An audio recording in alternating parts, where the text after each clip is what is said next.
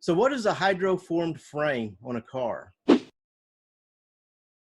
Well, it's basically just like if you take some square tubing or round tubing, like some pipe, something like this. And if you just tried to bend it, it's going to kink like that. It's not going to bend right, and it's going to be weak right here. Well, hydroformed is basically where you fill the tube up. It could be a square, oval, or round, and it can be made out of aluminum, steel, copper, a lot of different materials. But on vehicles, it's mostly steel and aluminum.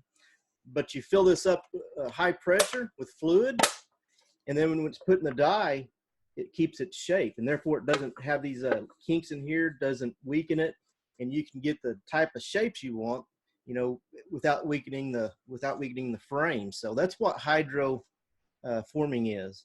And the benefits to that as far as a car goes is you can really get a strong frame. A lot of pickups use it. The Corvette uses an aluminum hydroformed frame, but you can get the curves you need, and it's strong and lightweight. There's no flanges on it, so there's no, like on a lot of cars down at the bottom, they have the pinch weld, and that's where you'd clamp to. Well, there is no flange on this because it's seamless. So there's no flanges, and it's real lightweight. So that's the benefits of it. And strong, it has a lot of strength as well. So let me give you an example of what this would look like. This is just kind of animated, but basically your frame goes in there, it's pressurized, and then you can bend it however you want to bend it, and it doesn't weaken or kink the tube. If you enjoyed this video, give us a thumbs up. Thanks for watching. Take care, and we will see you in the next video.